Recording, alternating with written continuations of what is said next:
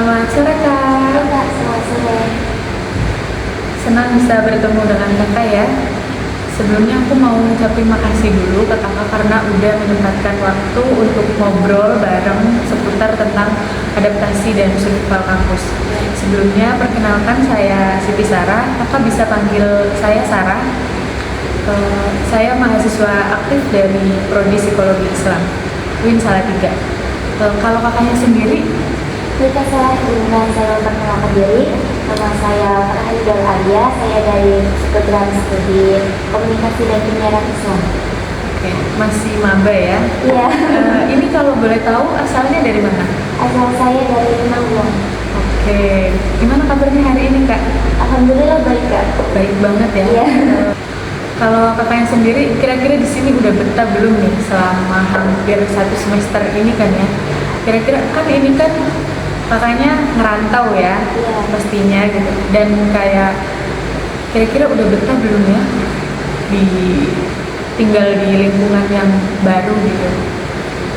Alhamdulillah sejauh ini sih Kak masih betah ya.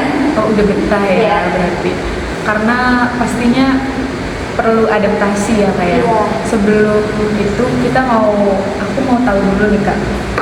Sebelum kita mau ngebahas tentang adaptasi dan tantangan di lingkungan kampus, aku mau bahas seputar pemilihan jurusan. Tadi kan kakaknya sempat bilang ya dari prodi KPI. Iya. Nah tentunya kalau untuk memilih jurusan itu kayak banyak banget kan sebuah apa ya pertimbangannya gitu. Nah kira-kira apa sih yang melatar belakangi kakak untuk memilih jurusan KPI gitu? Eh, yang melatar belakangi saya karena sebenarnya saya itu lebih ini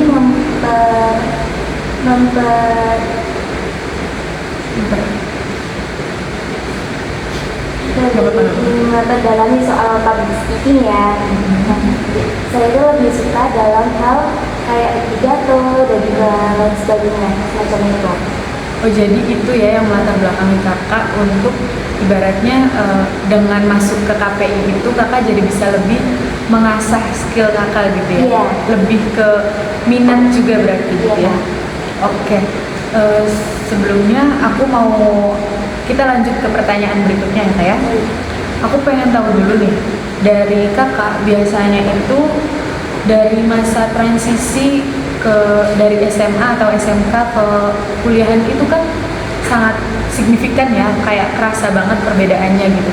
Nah, untuk kakak sendiri, aku penasaran dari pengalaman pribadi kakak, itu apa sih perbedaan terbesar yang kakak rasakan gitu ketika belajar di lingkungan SMK atau SMA dengan di lingkungan kampus gitu? Kira-kira apa perbedaan yang benar-benar kakak rasain banget gitu? Perbedaan yang saya rasakan itu dari cara mengajar dosen ya Kak. Biasanya kan kalau di lingkungan SMA itu kan guru kan masih terjun langsung kayak masih jelas sih ini. Sedangkan di lingkungan kuliah itu biasanya hanya mengarahkan gitu. Oh diberi tugas kayak gini, tapi ya udah cuma sebatas kayak gitu. Jadi mungkin itu dari awal kayak ada rasa culture shock pasti ya kayak Iya. kayak aduh kok gini ya gitu, dan pastinya perlu adaptasi lagi gitu. Selanjutnya ya kayak adaptasi di kampus itu kan nggak cuma perihal tentang belajar doang kan, tapi juga tentang kita bersosialisasi dengan sekitarnya gitu. Terus tentang kita mengisi waktu juga. Kira-kira kakak nih selain untuk belajar, apa sih ada kegiatan apa sih atau organisasi kayak UKM atau apa yang kakak ikutin gitu? Kira-kira ada nggak? Ada Kak, untuk UKM saya mengikuti MEWA, mahasiswa, dan juga untuk organisasi eksternal ya, itu mengikuti PNI. Oke, itu kira-kira ada apa yang mendorong kakak untuk mengikuti organisasi tersebut gitu?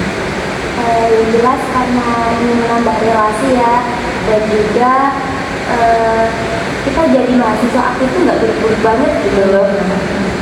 Terus ada lagi? Udah. Oh udah cukup ya. Setelah hampir 1 semester menjalani kehidupan sebagai mahasiswa ya Kak, kira-kira apa sih yang paling berkesan di hidup kakak gitu, kayak yang paling berkesan banget sebagai setelah menjalani hidup jadi mahasiswa nih, kayak yang apa gitu? Belajar jadi orang yang lebih mandiri sih Kak ceritanya. Selain untuk belajar jadi orang mandiri juga mungkin kita jadi kayak lebih ini ya Kak, kayak bisa bertanggung jawab sama apa yang kita Iya. pilih gitu kan. Terus selain itu kira-kira apa lagi ya? Selain itu eh, kita jadi kan untuk masuk menjadi mahasiswa kan kita pastinya harus adaptasi ya Kak, seperti yang sudah dijelaskan oleh Kak Sarah tadi. Nah, kita tuh jadi banyak pertemanan gitu loh, jadi mudah untuk beradaptasi dengan orang lain, belajar beradaptasi. Tadi ngebahas adaptasi ya Kak. Iya, Dengan adanya kita memperbanyak relasi gitu-gitu kan, kita jadi lebih merasa enteng ya ngejalanin kehidupan sebagai mahasiswa, ngejalanin kehidupan di rantauan gitu kan. Kira-kira gimana sih cara kakak ngebangun pertemanan di lingkungan belajar atau di lingkungan organisasi tadi gitu? lebih menghindari adanya circle-circle-nya Kak. Jadi kita tuh jadi manusia yang netral gitu loh, bisa masuk sana sini gitu. Karena kalau kita menjadi salah satu orang yang ikut dalam circle-circle tersebut, justru itu kan hanya akan memperbatas adanya pertemanan kita gitu.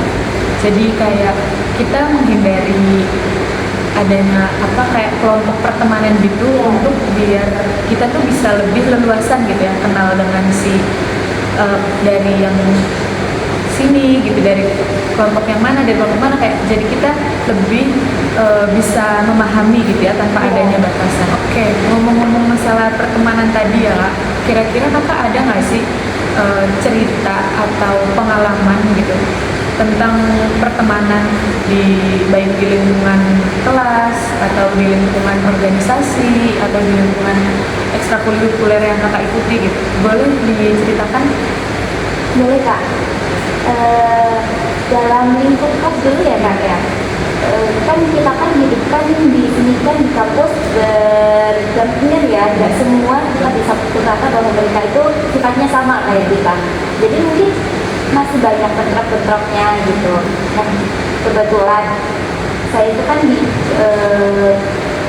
kelas, tapi saya mungkin nggak bisa menyebutkan kelasnya ya Kak ya, maaf.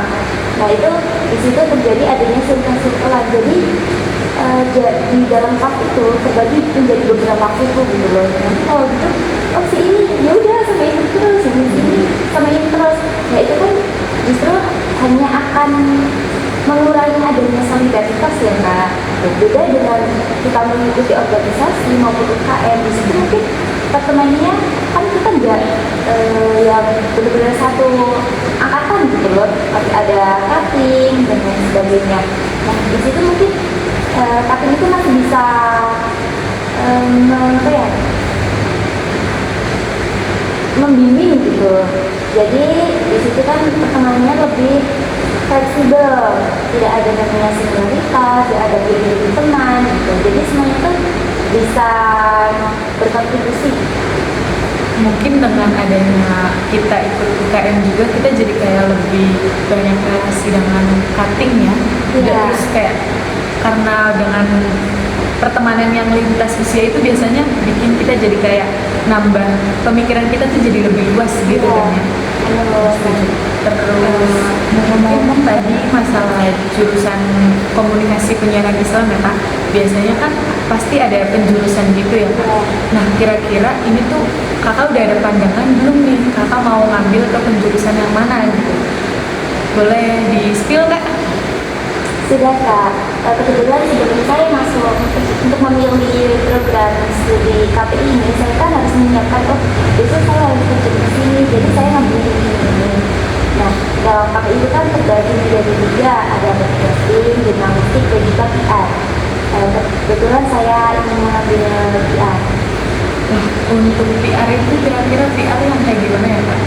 Boleh dijelasin? Iya, PR itu kan public relation, jadi yang seperti saya jelaskan tadi, saya kan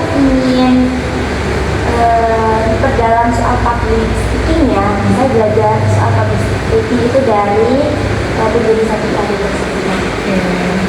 Berarti emang kakaknya udah tertata ya untuk kedepannya itu seperti apa gitu.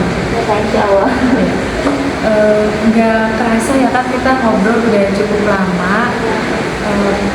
Saya ucapin makasih banyak udah mau ngobrol, sharing, cerita tentang pengalaman kakak. Saya ucapin makasih banyak ya kak, semoga untuk kedepannya kuliahnya diperlancar, sukses, dan saya ucapkan makasih lagi karena sudah membantu tugas saya.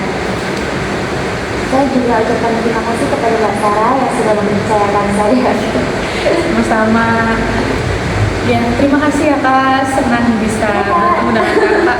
Semoga kita bisa ketemu di lain kesempatannya. Amin. Sampai jumpa. Ya Kak, sampai jumpa. Ngobrol bareng aku di sini tentang cara adaptasi dari suatu kampus. Sebelumnya aku izin buat perkenalkan diri.